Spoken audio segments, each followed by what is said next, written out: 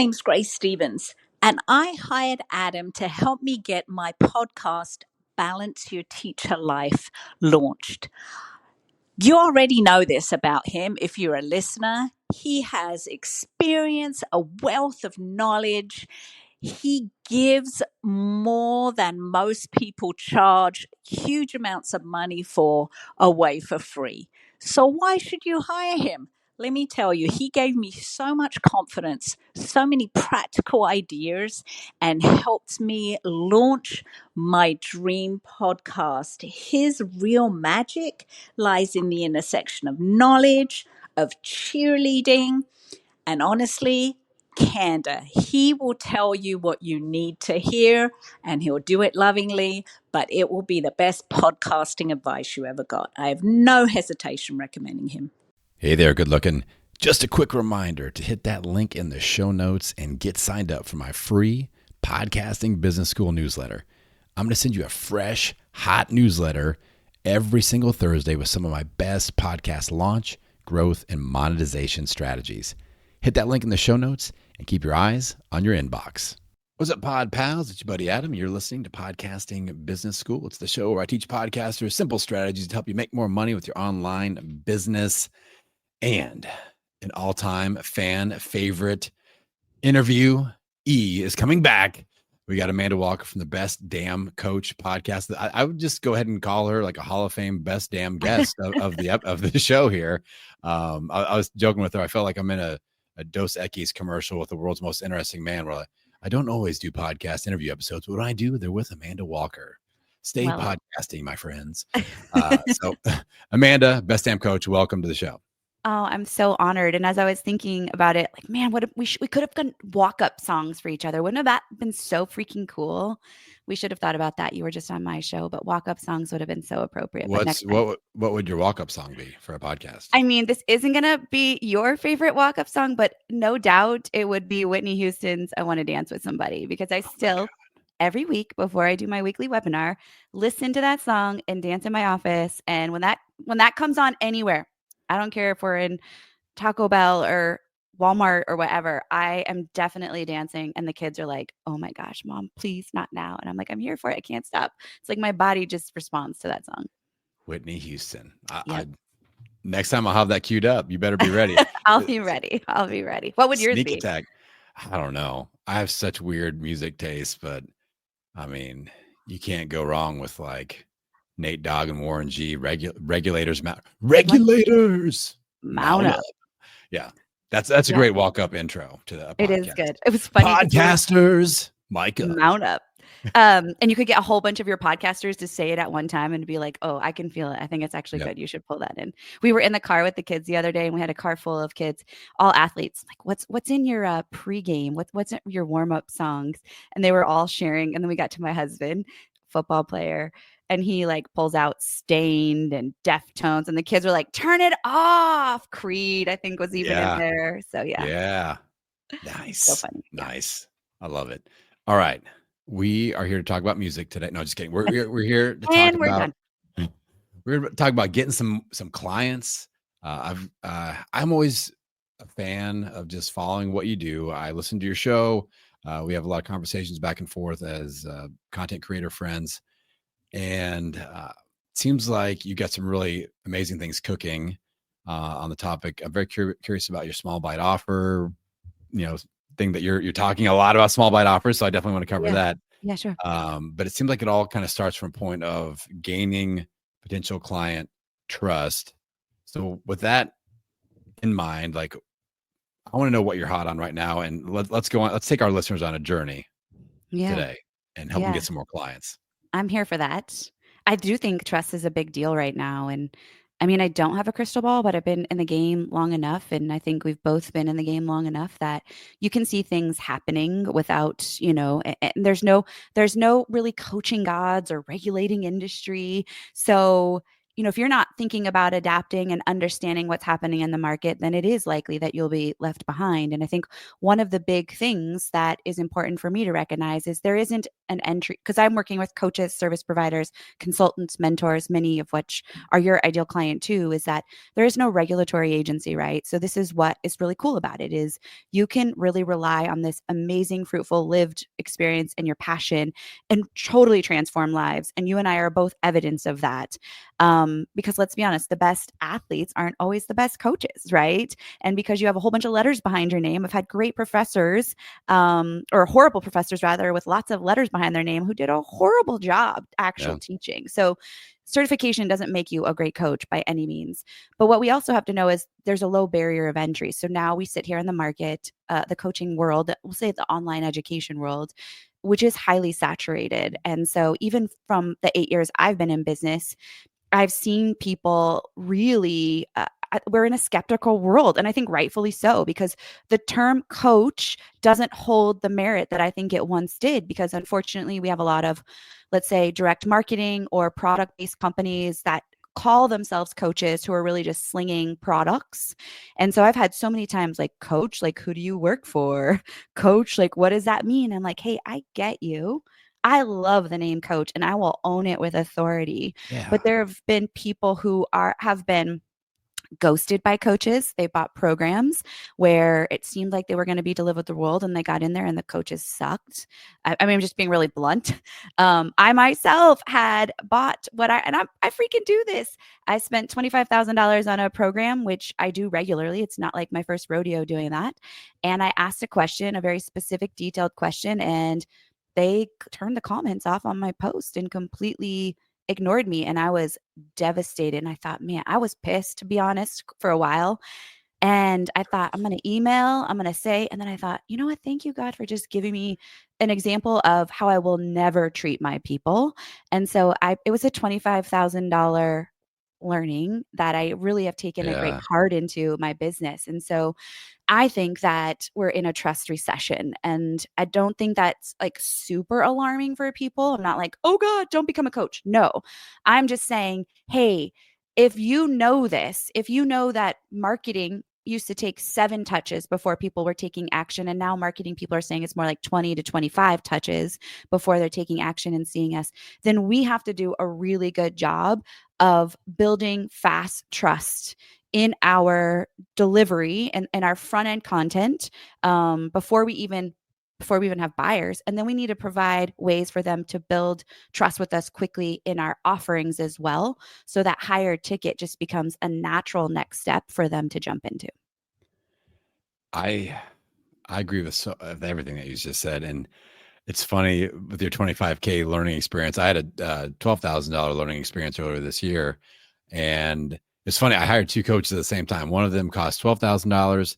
The other one cost $700. And I was like, I got about $700 of value from the $12,000 person. And I got about $12,000 of value from the $700 person. And the funny thing is the $12,000 person wanted to do a follow-up call and pitched me on a $50,000 program. And I was like, no way, buddy. Like, this is not going to happen. Is part of the problem that people are more focused on getting really good at sales versus getting really good at delivering on the back? I feel like that's where I got by a salesperson that's really, really good at sales. Got me all hyped up. Here's my card. Like, how do you feel about that situation of like, and how do we avoid that? Like, I totally fell for it. Yeah. Well, I think you're right. I think that the energy, actually, I think a lot of the industry, and don't throw things at me if you would disagree, but I, and not you, but even your listeners, is I think a lot of the industry is rooted in scarcity. The way they behave is rooted in scarcity and not abundance. And I know that for me, that's not the way I want to run my business. It's not the way I want to run my life. And so there's so many people gatekeeping, and we are filled with AI and LLMs. Like, friends, you could go search anything. And like we talked about on my show, that's not what people are paying us for. They're paying for proximity, right? So they can ask us a question anytime they want it, depending on what kind of format they're in with us. They need the accountability. Like, I'm not going to do this unless I pay you to do it. And third, it's implementation. We're all busy. We need somebody to guide us and help us do the thing in our everyday life. And so I think there's so much scarcity. So the emphasis on scarce is I need more clients, I need more clients. But the one thing I've learned, I don't know if you've learned this yet, is no more making more money does not get rid of scarcity. It only perpetuates the problem. And so I do think there is this element of that at a higher level, which maybe is kind of deep, that is existent inside the world. And the emphasis is just on these very blanket generic numbers, this $1 million launch. But I'm like, well, did you spend $800,000? Like, I'm not interested in $1 million launch at the cost of 800. So I think the way we root that out, or the way we sniff that out, is one, I think we listen to the red flags. I don't know if you can go back and sense yours, but I did have a red flag that I ignored, and I didn't realize it until afterwards. So sometimes it's like Monday morning quarterback. But I think the one way we can bypass that, and this is what I've started to do, is like, hey, I'm really interested in your program, but can you give me a couple names of people that have had great results? And would you mind if I reach out to them directly? And then and I asked for a couple, not just the one go-to that's making $3K every time she refers somebody, but I want to know a couple people, and I want to know, like, to reach out to them and ask some specific questions. And I encourage, if people want to come and work with me at a higher level, I'm happy to do that. At all of our small buy offers, which are typically under, $1,000 to $500 to work with me. And that's just not like buying a program. You actually get to coach with me, like in a group coaching setting.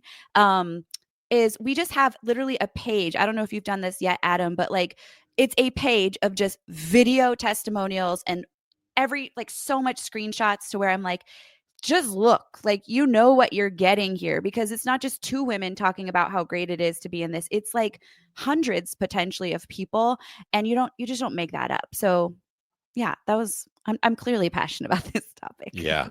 So we got it. We got a trigger. We go on there on Amanda, this 25K deal she had. Yeah. My new rule is, if I am not having a conversation with somebody specifically looking to buy something, like I wasn't even looking to buy this thing. This person, I won't say how they got a hold of me, because people might be able to figure it out. But I had no interest in joining their thing, and I got sold on it. So that's my new rule. If I'm not in a conversation, like asking on a discovery call, looking to purchase something, then I must not purchase a thing. Yeah, it's good. So that's my I think rule. you bring up a really great point too. And I think you get better at this the longer you're in business, because in the beginning, you're just in this knowledge acquisition and learning from people who can get you there faster. That's why we do what we do. And then also, I think you get better at identifying your needs. I was in a program for years that was exclusively focused on webinar optimization.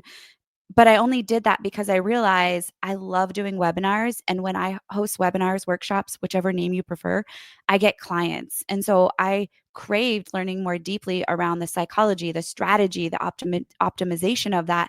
And I did that for several years with the same mentor, who I still have an amazing relationship with, until I realized, okay, I'm good there. I can always go back to him for some one-on-one support if I need it.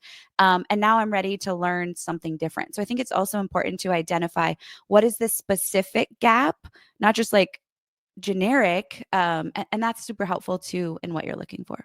Yeah. All right. So you've definitely piqued my curiosity with this small bite offer. I'm excited, self-servingly as it may be. Like, that's one of the great things about being a podcaster. I'm listening to you teach this via your show. I'm like, get on my show. I got real specific questions to ask you about this thing. And, I get free coaching, and you guys get free coaching from the amazing Amanda Walker here, because she's going to teach us all about this method.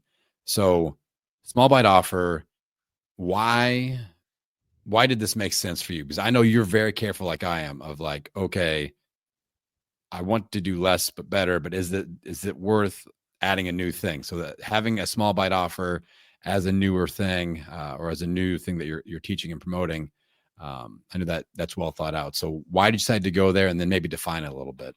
Yeah, absolutely.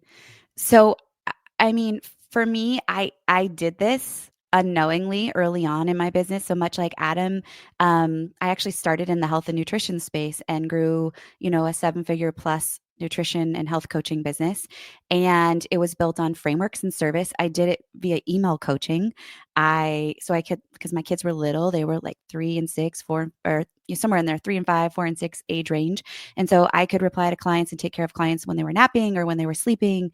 And I realized that as I grew, and ended up doing more life coaching, there was a gap. I was like, man, some people just need a taste of what I can do. Like if they just got on one call with me, then they would absolutely want more. So how do I give them that? And so I created kind of the first ever small buy offer in my business, which was called Live Aware Audit. That was what it was called. So I helped them increase awareness. What I was doing was having them track their food for 7 days. I pulled all of this data. I met them on a front end. So I call it the sandwich offer. Front end call. I got to meet them, go over what I needed from them. They would track their food and a few other things that I was looking at. We would get back on a call. That call served as me coming back and giving them information on the gaps, which is an important part of what I teach in the small buy offer method. And it's asking them and inviting them into the next step, which most people fall flat on, is also something I teach in the SBO. And this just, every time I got somebody on one of these, it was client. So they were moving from basically a $497 small buy offer into an $8,000 coaching package, $6,000 to $8,000, depending on the season of business I was in. And it worked amazingly.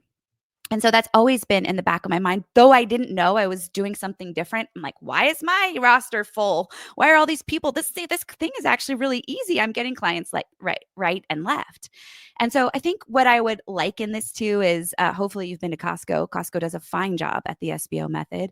Is you go, and my kids love to go on sample Saturdays or whatever it is, because you go and you get to try that delicious whatever it is. You take the sample, you take the bite, and you're like, this is so good. I have to have it in my life. And you immediately go buy the whole thing.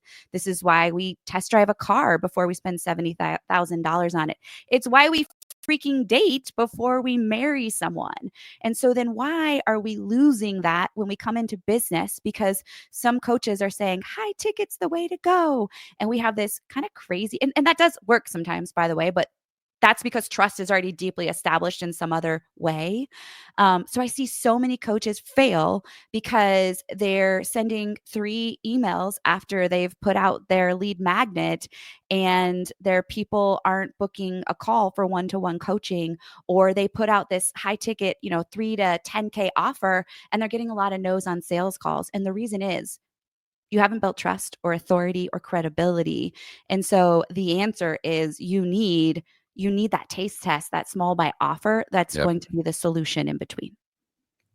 I am so into this, and it makes sense. Like, for those of you that are just getting going with your online business and things like that, this is something that I don't know, you may be a little bit foggy on this, but for people that actually have clients, think back to your clients. They're more likely to buy other things from you, right? Like there's like an ascension factor here of, oh, I maybe somebody joins my Download Growth Club, and then I do something else and it's at a higher price point. Lots of those people ascend up. I think a lot of coaches and people in the online business space, they kind of see their offers as like stacking side by side, and they can like, it's kind of like pick and choose.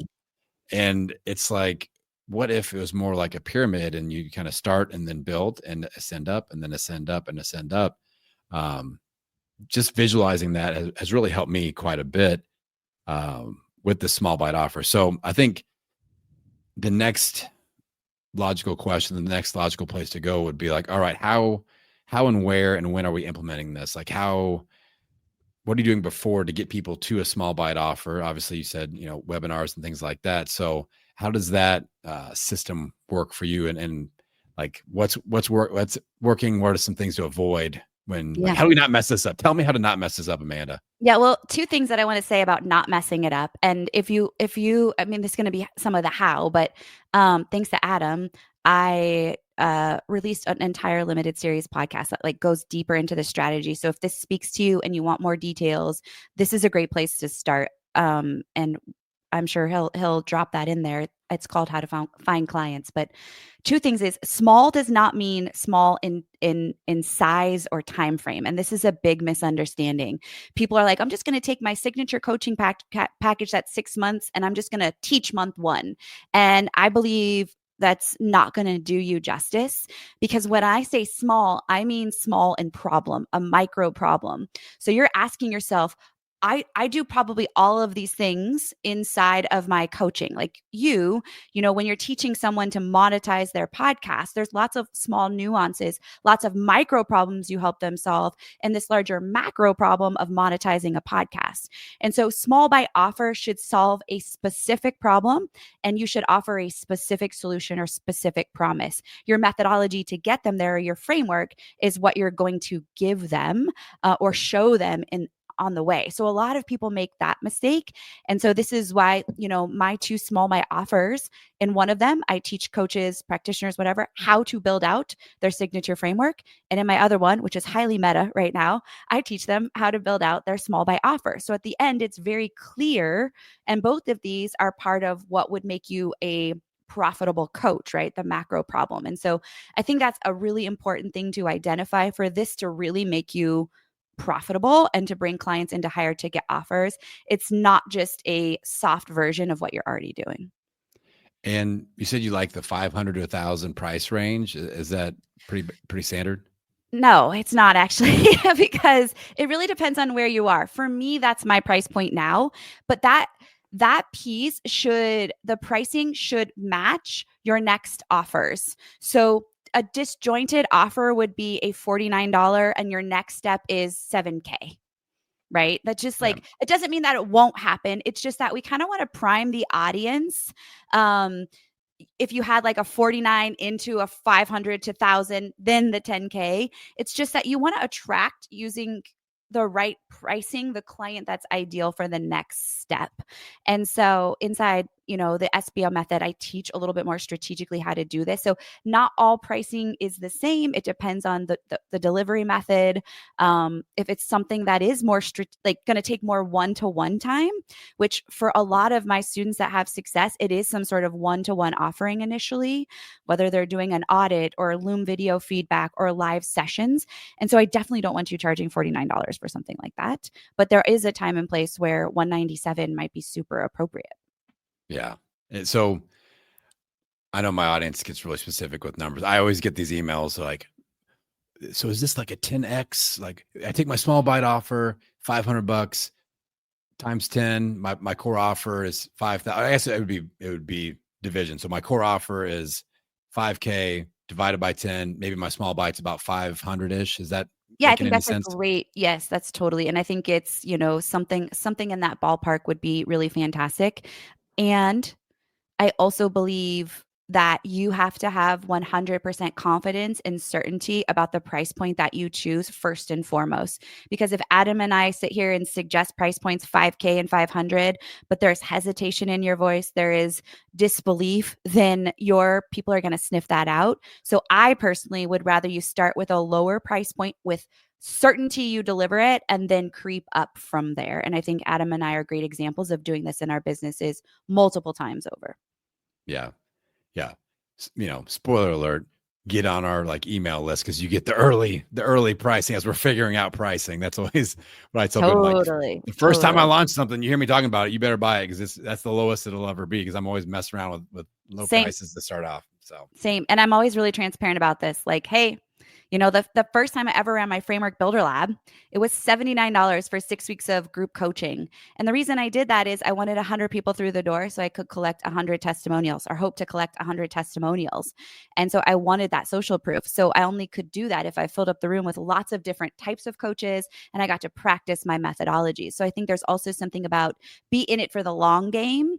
And sometimes that means charging less so we can just deliver and practice and get feedback so we can really feel certainty around the product that we're delivering. So I hope that you all just heard what she said there. She priced it at $79 with the hopes of fine tuning everything, but also getting 100 testimonials. Then we leverage that going forward. What price point do you currently sell it at? $497. $497 backed by 100 testimonials. That's Hundreds now, Yeah, but yeah. that's awesome. So when you are mentioning this, like off the back edge of a workshop, off of a webinar, what does that look like? Like as far, and I know we can't get into the weeds on like the sales strategy and everything, but like how often are we bringing this up? How often are you doing your workshops where you're promoting the small bite offer? Like how is this a once per month thing, or what does that cadence look like? Yeah. I want to share a stat, which is interesting just to like add some street cred to this. We do have a higher ticket community, and that's called the Best Damn Coach. But 91% of our students currently in there come from a small buy offer. So I just really want to tell you that this works. I wouldn't be teaching it if I didn't believe in it with authority, and it has transformed my business. But I'm also in a new model now, which is pretty much only group coaching, and it's still working in a totally different model. So that's where I feel like it's really cool because I use this methodology when I was only doing one-to-one work pretty much. And I use this methodology now when I'm in a different season of business and we're scaling much faster. And so this could be just utilized and leveraged as the front end strategy for everything you do. And I actually love it that way. To your point, like simplicity is key. So I don't actually sell Best Damn Coach just outright that often anymore, because my small buy offers kind of sell the Best Damn Coach on its own because they come into my world and then they want the next thing. And I also am intentional about dropping the nuggets that's available. But for me, I want you to think about, if you're going to sell your small buy offer just like you would any of your other coaching experiences, including a higher ticket one-to-one. And so I believe that should be from some sort of value place. So your people are all podcasters. So 100%, I would be talking about your SBO on episodes. I would be bringing in testimonials just like you teach to talk about those experiences they've had in your SBO. And I would also host some sort of workshops or have some sort of value piece, whether that's a lead magnet that is an entry point into your SBO, but that lead magnet then should have email sequences that point to the SBO. And for me, workshop, I'm definitely selling the SBO on my live workshops. I do a weekly workshop, most of which is cold traffic ads, except for basically every other month I do an organic workshop as well. So those places are typically just, and now the limited series podcast, it is pointed directly to the small buy offer method. And so, yeah, those are the places that I use them. And I'm giving clear calls to action that also are clear on exactly what they're going to get after they finish the SBO. They are going to have their very own small buy offer that is going to get them clients and lead into higher ticket offers that they have. All Did I right. answer that question? Yes, Okay. and I wanted to get out my golden highlight marker. What you just said was really important. This is one of the lessons I've learned from hanging out with you over the last year. Like when you create a program, you teach your audience to promote a desired result, like a result you can a deliverable result.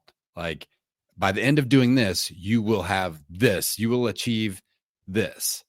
And that's really important. So like by the end of the small bite offer program, you will have a small bite offer.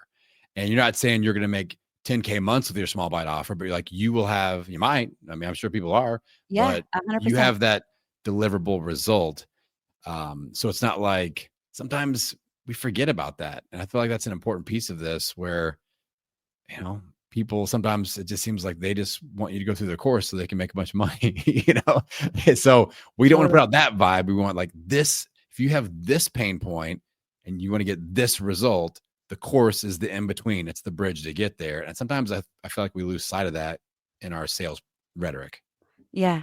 I think it's ingrained in me a little bit because I was a high school teacher, and something that I got really great at was curriculum development.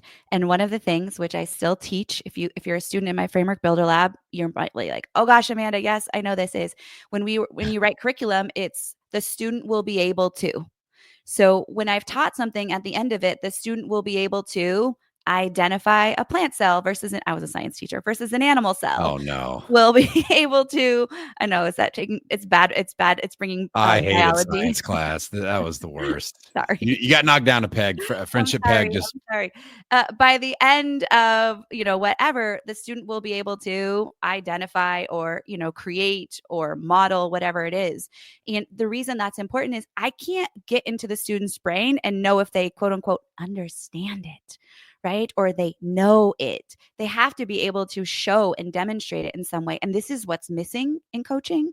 And so I'm very clear, especially in the Framework Builder Lab.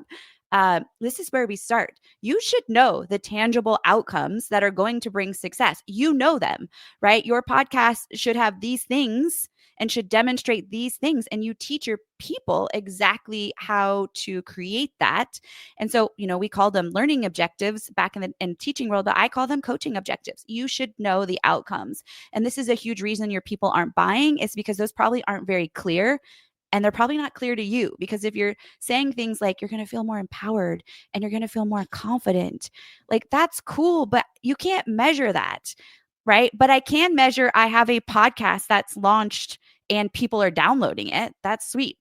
But you can't guarantee people are going to download their episodes, but you can guarantee that they're going to have a name that is SEO optimized, that they're going to have a description, that they're going, all those cool things that you teach. And so by teaching those though, and making sure they're tangible, guess what? People get downloads. And that's why people love learning from you. Yes. And so more importantly, as a science teacher, did you ever have anybody say chlorophyll, more like borophyll? I was probably the one saying it. And yes, definitely. But I also had a fail once, as I've had a lot of fails as a teacher, but something really funny talking about movie references. So I taught biology for the first few years, and then I taught anatomy and physiology. And one of the things that we teach is like planes, like frontal plane, like different way to divide the body before we get into learning, human anatomy. But I did it all off Top Gun themed, and the kids didn't know what Top Gun was. I was like, what? You guys don't, this was before, I'm dating myself, but I've been out of teaching for 13 years. I left when my son was 1 and he's going to be 14 at the end of this year. And so it was before Top Gun came back and was all super cool. So I was like, pause, we're going to stop teaching anatomy right now. And we have to watch Top Gun, at least parts of it, so you understand. And then it was like, okay, we can go on with the learning. That teacher of the year right there. Best damn teacher, Amanda Walker. All right.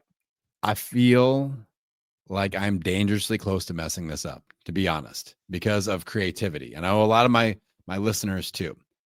What I love, like a 21-day small bite boot camp offer method. Like I like spending, a couple of weeks with people, group coaching type of a thing. I'm afraid that I will create too many flavors of this. I'm really, I'm nervous about this. I love creating things. You know this, I know this. I'm a createaholic, and that's a problem. What are your thoughts? How do we keep this as simple as possible? I am on the quest for simplicity. You are too. How do I not go off the deep end and go, hey, I've got 49 small bite offers that you could potentially start with here. Let's behold the small bite offer. So how do I not mess that up? I'm going to steal something that you said earlier, is how do I do more with less?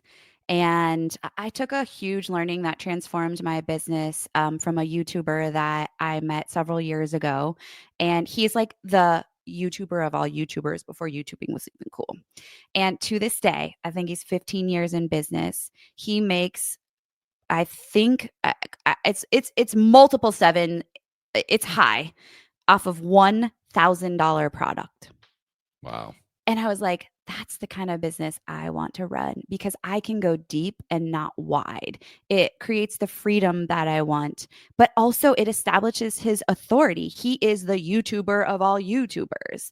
So I think you're right. You could walk dangerously close, but if your promotional calendar is filled with trying to sling 40 different SBOs, then what happens is like the old Snoopy wah wah wah wah wah, because people are kind of confused. Who is Adam? What is he doing? Not that you do this.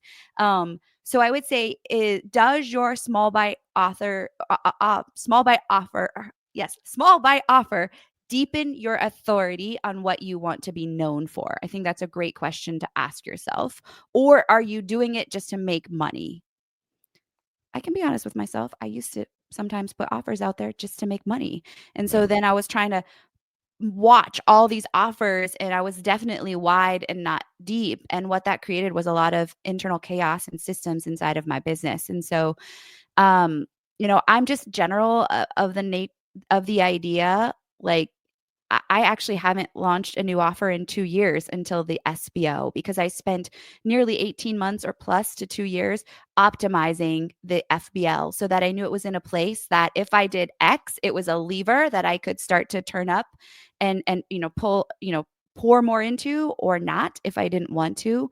And so those are my struggles. Is most people add more offers because they think it's the answer. It's the golden ticket to making more money, instead of sitting where they're at and picking apart the offers that exist and figuring out why they're not working first. And I'd much rather do that, because that's going to take me less time in the end. All right. I got you. Well said. Well, Okay. that was the talking to I needed for sure. Okay. And honestly, I feel better. You have two, so I'm like, I can have two. I can have two flavors. Amanda has two. I can have two. So yeah, and I think that's great, because you also sometimes a great example client journey is I've had students in the FBL then move into the SBO. So now they've spent already, roughly, depending on when they came in, $500 to $1,000 or more with me, or right at that cusp. And then it's a no-brainer to the best damn coach. And so there's just like boom, boom, boom, right? So they're also gonna, some people will need one and done, or some people are like, ooh, I can get these two tastes. Just also, you get access to both if you join the Best Damn Coach, as a side note. So I think that two is great. Some people will probably argue you can have more than that. I just know that my capacity to do things well and really serve, this is about my threshold that I think does a really nice job. you've got the FBL. I like all the acronyms. The FBL, the SBO. The FBL is Framework Builders Lab. The SBO is Small Bite Offer, and then we've got the BDC, Best Damn Coach. I think I might create a small bite offer called the OPP. Oh yeah, you know me. Sorry. Other people's podcasts, and it's about guesting on other people's podcasts. That's my. No, I'm just kidding. I like it. Actually, that is definitely. I knew you would get the reference, because you're a 90s hip hop. I was singing the song for you. Yeah, I get you.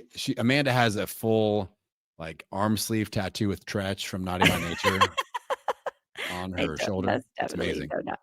Amazing. All right. Maybe I will. So you mentioned it briefly a couple of times, but I want to shine a spotlight on this. You went through my limited series podcast funnel curriculum, which is a small bite offer in and of itself. And you have launched a limited series podcast that's helping people get more clients. So tell us about that real quick, because I am thrilled. I am proud. This is a great product as a podcast, as a limited series podcast. So tell us about it, Amanda Walker. Yeah, well, I'm so grateful that you kind of planted that seed. And like, to your point, like, I am like you, I love to create and shiny objects. So I was like, I'm going to do this podcast. And then I was like, pump the brakes. I need to sit and make sure that I really have all my ducks in a row and I'm really clear on the strategy. And so, and on the problem I wanted it to solve. So the thing that I find most coaches, even surveyed my list to verify I was like really on point here. The thing that most coaches, consultants, service providers are struggling with is getting more clients. And so I wanted to create a bingeable, high value experience that you could listen to that would give you the next steps to getting clients, especially in today's market. And so we built a 21 episode podcast following much of your kind of formula for success. And it's called How to Find Clients, Tips for Coaches and Entrepreneurs. And I think you're going to love it. I think you're going to get a tremendous amount of value. There's a workbook. And one of the cool things you already mentioned is that kind of triangle idea. I call it an ecosystem. If you go download the workbook, you actually get to see my business ecosystem. I have the picture, the graphic there, because I was just like, I have to have it in the workbook, because it just will bring to light exactly what I'm sharing on the podcast even more. And so I think that, I think this will serve people so well. And if you love it so much, you want to join the small bite offer method, I'd love to have you go listen, because there's a discount code in there as well once you get in there, and super valuable. So I'm so excited to Yes. have it out there. I'm proud of you, and I'm excited that you're excited. Your show and just being connected and being friends with you, you've added a lot of value into my business and into my life. So I'm excited. Like Likewise. I did a thing and I helped her back. This is great. Yes. So it's a great. You guys need to binge listen to this. 21 episodes. I'll link it up. Listen to it on 1.25x. Maybe you can hustle through it and do your workbook, do your homework. As always, be an implementer, and I think that you'll get great results because that's how Amanda Walker rolls. So, Amanda, I appreciate you. Anything else we need to shout out? You got anything else cooking that you want to shout out real quick? No, not. All right. This was great. Everything you mentioned is it. And I mean, I'm over on Instagram working to be on Threads. But if you hear me, my handle is at A Walk My Way. That's just a great place to come ask me questions if there's anything I can do to support you. Yep. She is like the queen of B-roll videos. Like I wish I had hair. I wish I had to do makeup or something. I'd be like B-roll on that stuff, But it's like maybe I do on me just shaving my head. I don't know. Like it's you eating all your ground beef. There we go. Yeah, there people want to see that. They do actually. They probably do. Cooking That's your eggs. Do you know what that's called? The food videos. Do you know what it's called? No. There's a Korean. I think it's a Korean term. Don't. I hope that's right. It's called mukbang, and like MUK bang, but it's like the people that are obsessed with watching people eat on video. That's what that is. So that's the whole thing. Didn't know it was a thing. Yeah. A lot of my health podcaster friends do that. They're like, check out me eating 3,000 calories in one meal. And it's like a big, like close up of the stuff going in their mouth. Oh no, I don't want, I think it's gross. Yeah, I don't need that close. I'm good. I don't want you to know if I have like something in my teeth. I don't need you to be that close. Oh yeah, and they're like chewing with their mouth open. That's like there's like a whole method around this thing. So no, super gross. Don't do that. On that note, I think we'll transition smoothly into the closing of the show. Amanda, I appreciate you coming on. You are always welcome here on Podcasting Business School as a high value guest. Make sure you guys get into the show notes. I'll have all the important links to check out her limited series, her main show, Best Damn Coach, all the things. Support Amanda Walker, and she will add value into your business and into your world. So with that, Pod Pals, I appreciate you. I'm going to send you out into the world wishing you health, happiness, and many downloads. I will see you on the next episode. Pod Pals, if you want some of my best podcasting tips, make sure you're subscribed to my free Podcasting Business School newsletter. Every Thursday, I sit down and write a fresh newsletter in real time without the use of any AI. And here's the best part. My newsletter topic is completely different from my podcasting topic each week. So if you want to join the 4,000 plus podcasters that are reading my Podcasting Business School newsletter each week, head on over to www.podcastingbusiness.school or just hit the link in the show notes.